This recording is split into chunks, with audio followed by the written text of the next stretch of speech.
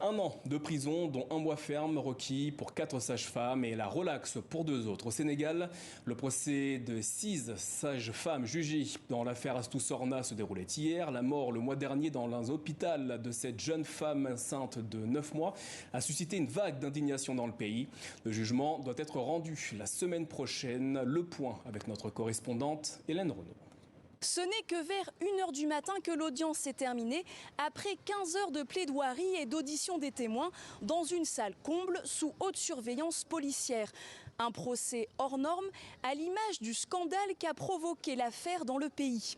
6 sages-femmes sont poursuivies après la mort d'Astou Sorna à l'hôpital régional de Louga dans le nord du Sénégal pour non-assistance à personne en danger. La famille d'Astou Sorna dénonce des négligences médicales et la lente agonie de la jeune femme qui devait accoucher par césarienne. Le procureur a finalement requis 1 an de prison, dont 1 mois ferme pour 4 sages-femmes et la relaxe pour les 2 autres. La défense, elle, s'est attachée à dénoncer les mauvaises conditions de travail des sages-femmes et demande la relaxe pour toutes.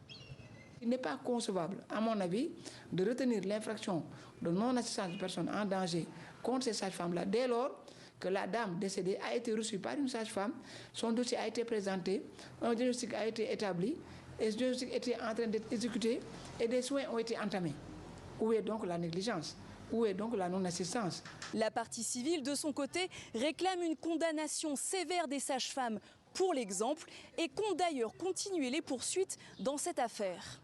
Ce qui s'est passé à Louga, c'est exactement ce qui se passe à peu près dans toutes les maternités de ce pays, où les femmes sont traitées de manière inhumaine, avec des propos désobligeants, dégradants. On ne va pas s'arrêter là aussi dans cette affaire, parce que la qualification du procureur ne nous agrée pas. Et nous avons décidé de porter plainte contre la gynécologue, de porter plainte également contre ces dames pour homicide. Le jugement sera rendu le 11 mai prochain à Louga, mais cette affaire judiciaire qui secoue le Sénégal ne fait que commencer.